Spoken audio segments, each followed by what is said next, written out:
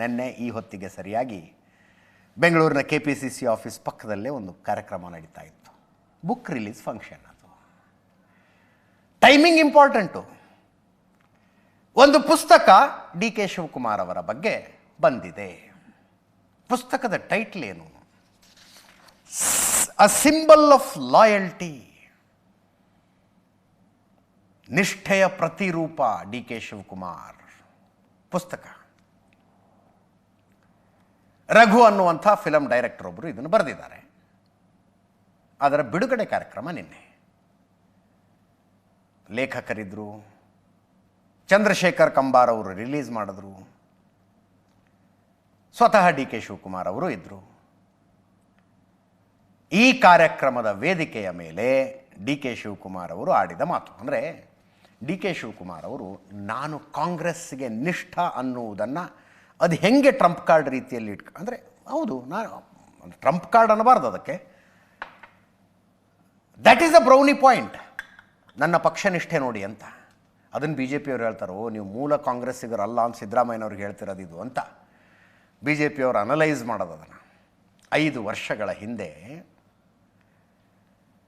DK Shivakumar ಅವ್ರಿಗೊಂದು phone ಬಂತಂತೆ. ಅದು tax consultant ಒಬ್ಬರು ಮಾಡಿದ ಫೋನ್ ಅಂತೆ. BJP ಅವ್ರ ಜೊತೆಗೆ ಸೇರ್ಕೊಂಡು DCM ಆಗ್ತೀರಾ ಅಥವಾ ಜೈಲಿಗೆ ಹೋಗ್ತೀರಾ ಅಂತ ಕೇಳಿದ್ರಂತೆ. ನಾನು ಜೈಲಿಗೆ ಹೋಗೋಕ್ಕೆ ತಯಾರು ಪಕ್ಷಕ್ಕಾಗಿ ಅಂತ DK ಶಿವಕುಮಾರ್ ಅವರು ಹೇಳಿದ್ರಂತೆ. ಅವರೇ ಹೇಳ್ಕೊಂಡಿದ್ದ ಕತೆ ಇದು. ಹಿಂದೆ ಸುಮಾರು ಸರ್ತಿ ಅಂದಿದ್ದಾರೆ ಅವರು, ನನ್ನ ಮೇಲೆ ಭಾಳ ಒತ್ತಡ ಬಂತು, IT ಅಧಿಕಾರಿಗಳು ನನ್ನ ಮೇಲೆ ಒತ್ತಡ ಹಾಕಿದ್ರು ಅಂತ ಹೇಳ್ಕೊಂಡಿದ್ದಾರೆ. ಆ ಪಕ್ಷ ನಿಷ್ಠೆಯ ಕಾರಣಕ್ಕಾಗಿ ನಾನು ಜೈಲಿಗೆ ಹೋದೆ, DCM ಆಗಿಬಿಡ್ಬೋದಾಗಿತ್ತು ಆವಾಗಲೇ ಅಂತ. ಇದು ಸಮ್ಮಿಶ್ರ ಸರ್ಕಾರ ಇದ್ದಾಗ ನಡೆದಂಥ ಘಟನೆ ಅಂತೆ. ಕೇಳಿಸ್ಕೊಳ್ಳಿ ಒಂದ್ಸಲ ಅದನ್ನು. ಶಾಸಕರನ್ನ ವಾಪಸ್ ಕರ್ಕೊಂಡು ಬಂದೆ, ನಾನು ಕ್ವಾರ್ಟರ್ಸ್ಗೆ ಕರ್ಕೊಂಡು ಬಂದಾಗ ನನಗೆ ದೆಹಲಿಯಿಂದ ಫೋನ್ ಬಂತು. BJPಯಿಂದ ಯಾರಿಂದ ಬಂತು ನಾನು ಹೆಸರು ಬೇಡ, ಈಗ ನಾನು ಯಾರೊಬ್ಬ ಇನ್ಕಮ್ ಟ್ಯಾಕ್ಸ್ ಆಡಿಟ್ರ್ ಕೈಲಿ ಫೋನ್ ಮಾಡಿ ಅವ್ರ ಫೋನಿಂದ ನನಗೆ ಮಾತಾಡ್ಸೋದು. ನನ್ನ ತಮ್ಮನೂ ನನ್ನ ಜೊತೆ ಇಲ್ಲಿದ್ದ, ಇನ್ನೊಬ್ಬ DG ಇದ್ದ ಇಲ್ಲಿ, ಅವನು ಮಾತಾಡ್ದ. ಹೇಳ್ತಾ ಇದ್ದಾರೆ ಡೆಲ್ಲಿಯಿಂದ ಇನ್ನೊಂದು ಫೋನಲ್ಲಿದ್ದಾನೆ, ನೀವು ಡೆಪ್ಟಿ CM ಆಯ್ತೀರಾ ಇಲ್ಲ ಜೈಲಿಗೆ ಹೋಗ್ತೀರಾ, ಎರಡರಲ್ಲಿ ಒಂದು ಆಯ್ಕೆ ಮಾಡಬೇಕು, ಅವ್ರನ್ನ ವಾಪಸ್ ಕಳಿಸಿರೋ ಅಂತೇಳಿ. ಸೊ ನಾನು ನನ್ನ ತಮ್ಮ ಇದ್ದು ಏನು ಮಾಡ್ತೀರಿ, ಪಕ್ಷದ ನಿಷ್ಠೆ. ಭಾಳ ಚಿಕ್ಕ ವಯಸ್ಸಿನಲ್ಲೇ ರಾಜೀವ್ ಗಾಂಧಿ ಅವರು ನನ್ನನ್ನು ಒಂದು ಅಸೆಂಬ್ಲಿ ಟಿಕೆಟ್ ಕೊಟ್ಟಿದ್ರು, ಮಂತ್ರಿ ಮಾಡಿದ್ರು, ಬಂಗಾರಪ್ಪ ನನಗೆ ಸಹಕಾರ ಮಾಡಿದ್ರು, ಇಲ್ಲಿವರೆಗೂ ಬೆಳ್ಕೊಂಡು ಬಂದಿದ್ದೀನಿ. ನಾನು prefer a jail then becoming a deputy chief minister ಹೇಳಿ. ಸೊ ಅವತ್ತು ಆಗ್ಬೋದಾಗಿತ್ತು, ಇನ್ನೇನೇನು ಆಗ್ತಿತ್ತೋ ರಾಜಕೀಯ ಗೊತ್ತಿಲ್ಲ. ನಾನು ನನ್ನಂದಂಥ ಪಕ್ಷದ ಕಾರ್ಯಕರ್ತರು, ಸಿದ್ಧಾಂತ, ಬೆಳೆದುವಂಥ ಹಾದಿ, ಇವೆಲ್ಲ ಕೂಡ ನೀವು ಹೇಳ್ದಂಗೆ ಜಾತ್ಯತೀತ ತತ್ವ, ಇವನ್ನೆಲ್ಲ ಕೂಡ ಇವತ್ತು ಮಾಡ್ಕೊಂಡು ಬಂತು.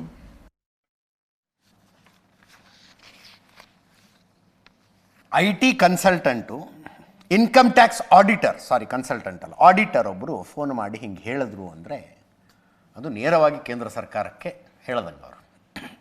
ಅಂದರೆ ಕೇಂದ್ರ BJPಯಿಂದ ಬಂದಂಥ ಒತ್ತಡ ಅಂತ. ಮತ್ತು ರಾಜ್ಯ BJP ಅವರು ಅದನ್ನ ಹೆಂಗೆ ತಡ್ಕೋತಾರೆ?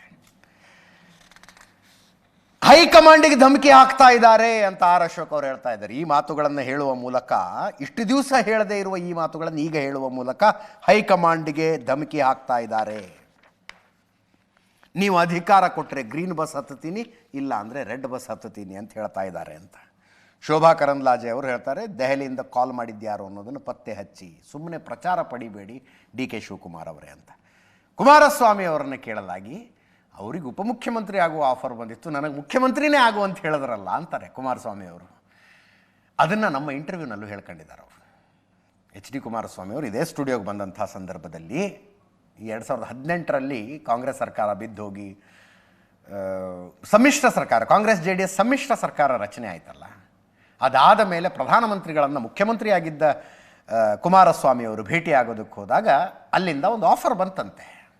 ಕಾಂಗ್ರೆಸ್ನವ್ರ ಜೊತೆ ಸೇರ್ಕೊಂಡು ಏನು ಸರ್ಕಾರ ಮಾಡ್ತೀರಿ, ನೆಮ್ಮದಿಯಾಗಿ ಅಧಿಕಾರ ನಡೆಸೋದಕ್ಕಾಗೋದಿಲ್ಲ, ಬಿಟ್ಟು ನಮ್ಮ ಜೊತೆಗೆ ಸೇರ್ಕೊಳ್ಳಿ, ಮುಖ್ಯಮಂತ್ರಿಯಾಗಿ ಮುಂದುವರಿರಿ ನೀವು ಅಂದ್ರಂತೆ.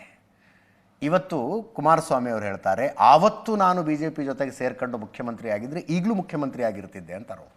ಈಗಲೂ ಮುಖ್ಯಮಂತ್ರಿ ಆಗಿರ್ತಿದ್ದೆ ಅಂತ. ಕೇಳಿಸ್ಕೊಳ್ಳಿ ಒಮ್ಮೆ.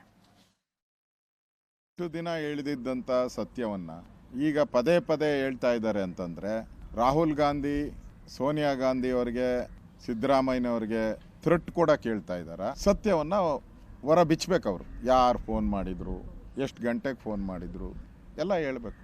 ಪಕ್ಕಾ ಮೆಸೇಜು, ಧಮ್ಕಿ ಇದು. ನಾನು ರೆಡ್ ಬಸ್ ಹತ್ಬೇಕಾ, ಗ್ರೀನ್ ಬಸ್ ಹತ್ಬೇಕಾ, 2 ತೀರ್ಮಾನ ಮಾಡ್ಕೊಳ್ಳಿ.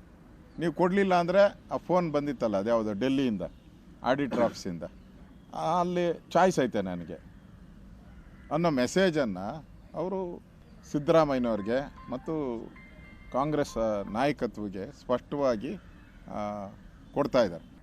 ಒಂದೇ ಕಲ್ಲಲ್ಲಿ 2 ಅಕ್ಕಿನ ಹೊಡೆದಿದ್ದಾರೆ ಡಿ ಕೆ ಶಿವಕುಮಾರ್ ಅವರು. ಒಟ್ಟಲ್ಲಿ ನಾವೇನು ನವೆಂಬರ್ ಕ್ರಾಂತಿ ಹೇಳ್ತಾ ಇದ್ರಿ, ಆ ನವೆಂಬರ್ ಕ್ರಾಂತಿಯ ಮುನ್ಸೂಚನೆಗಳು. ಯಾರು ಕರೆ ಮಾಡೋರು? ಒಂದ್ಸಾರಿ ಡೀಟೇಲ್ಸ್ ಕೊಡಿ ನೋಡೋಣ. ಅದನ್ನು ಕೇಂದ್ರ ಸರ್ಕಾರದ ಪತ್ತೆ ಮಾಡಿಸೋಣ, ಅದು ಯಾರು ಕರೆ ಮಾಡಿದ್ರು ಅಂತ. ಇದೇ ಕತೆ ಡಿ ಕೆ ಶಿವಕುಮಾರ್ದು, ಇದೇ ಕತೆ ಬೇರೆಯವ್ರದ್ದು. ಅವರು ನಮ್ಮ ಭಾರತೀಯ ಜನತಾ ಪಾರ್ಟಿಗೆ ಅವರನ್ನು ಕರ್ಕೊಂಡು ಬಂದು DCM ಮಾಡುವಂತ ದರ್ದು ಬಂದಿಲ್ಲ. ನಾವು ವಿರೋಧ ಪಕ್ಷದಲ್ಲಿ ಇವತ್ತು ಇರ್ಬೋದು, ಆದ್ರೆ ದೇಶದಲ್ಲಿ ಅತ್ಯಂತ ಹೆಚ್ಚು ರಾಜ್ಯಗಳಲ್ಲಿ 20ಕ್ಕಿಂತ ಹೆಚ್ಚು ರಾಜ್ಯದಲ್ಲಿ ನಾವು ಸರ್ಕಾರ ನಡೆಸ್ತಿದೀವಿ ಅಂತ ಪಾರ್ಟಿ ನಮ್ದು. ಶಿವಕುಮಾರ್ ಅವ್ರಿಗೆ DCM ಆಫರ್ ಇತ್ತಂತೆ ಸರ್, ಆದ್ರೆ ಕೇಂದ್ರ ನನಗೆ ಮುಖ್ಯಮಂತ್ರಿ ಸ್ಥಾನವೇ ಆಫರ್ ಇರ್ಲಿಲ್ವಾ? ನಾನು ಬಿಟ್ಟೋದ್ನ ಕಾಂಗ್ರೆಸ್ನವ್ರನ್ನ, ಅದೆಲ್ಲ ಬೇರೆ ವಿಷಯ. ನನಗೆ ಮುಖ್ಯಮಂತ್ರಿ ಸ್ಥಾನನೇ ಕೊಟ್ಟಿದ್ನ ಬೇಡ ಅಂದಲ್ಲ. ಇವತ್ತು ನಾನೇ ಇರುವೆ, ಇವತ್ತು ನಾನೇ ಮುಖ್ಯಮಂತ್ರಿ ಆಗಿರುವೆ. ಸ್ವಲ್ಪ ದಿಲ್ಲಿ ಹವಾಮಾನ ಸೆಟ್ ಆಗದೆ ಅನಾರೋಗ್ಯಗೊಂಡಿದ್ದರು ಕುಮಾರಸ್ವಾಮಿ ಅವರು. ಆರೋಗ್ಯ ಸುಧಾರಿಸಿದೆ, ಮಂಡ್ಯಕ್ಕೆ ಬಂದಿದ್ದಾರೆ. 3 ತಿಂಗಳು ಕ್ಷೇತ್ರಕ್ಕೆ ಬಂದಿರಲಿಲ್ಲ ಅವರು. ವೈದ್ಯರ ಸಲಹೆ ಮೇರೆಗೆ ವಿಶ್ರಾಂತಿಯಲ್ಲಿದ್ದರು, ಮಂಡ್ಯದಲ್ಲಿ ಓಡಾಡ್ತಿದ್ದಾರೆ. ಈಗ BJP ನಾಯಕರುಗಳ ಚಾಲೆಂಜ್ ಇತ್ತಲ್ಲ, ಹೆಸರು ಹೇಳ್ರಿ ಅಂತ. ಸದನದಲ್ಲಿ ಹೇಳ್ಬಿಡ್ತೀನಿ ಹುಷಾರು ಅಂತಂದಿದ್ದಾರೆ. ಸದನದಲ್ಲಿ ಹೇಳ್ಬಿಡ್ತೀನಿ, ವಿಧಾನಸಭೆಯಲ್ಲಿ ಶಾಸಕರ ಮೂಲಕನೇ ಹೇಳಿಸ್ಬಿಡ್ತೀನಿ ಹುಷಾರು ಅಂತ ಎಚ್ಚರಿಕೆ ಕೊಟ್ಟರು ಉಪಮುಖ್ಯಮಂತ್ರಿಗಳು. ಅದನ್ನೊಮ್ಮೆ ಕೇಳಿಸ್ಕೊಳ್ಳಿ. ಅವರೆಲ್ಲ ಆಫರ್ ಕೊಟ್ಟಿದ್ದು, ಆಫೀಸರ್ ಕೊಟ್ಟಿದ್ದು ಅಂತ ಹೇಳಿದ್ದೇನೆ, ನಾಯಕರೆಲ್ಲ ಆಹ್ವಾನ ಮಾಡಿದ್ರು ಅಷ್ಟೇ. ಆಫೀಸರ್ ಕೊಟ್ಟಿದ್ರು ಅನ್ನೋದನ್ನು ನಾನು ಹೇಳಿದ್ದೇನೆ. ನಾನು ಏನು ಹೇಳಿದ್ದೇನೆ ಅನ್ನೋದು ಸರಿಯಾಗಿ ಮಾಡಿ. BJP ನಾಯಕರು ಜೈಲಿಗೆ ಹೋಗುವಂತ ಯಾರು ನನಗೆ ಹೇಳಿಲ್ಲ.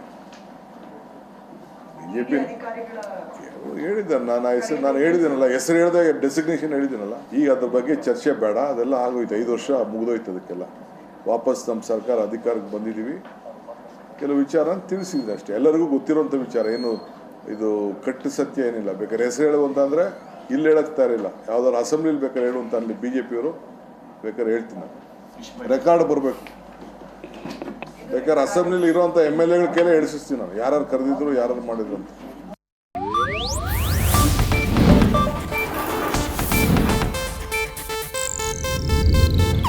ಇದು ಏಷ್ಯಾನೆಟ್ ನ್ಯೂಸ್ ನೆಟ್ವರ್ಕ್ ಪ್ರಸ್ತುತಿ.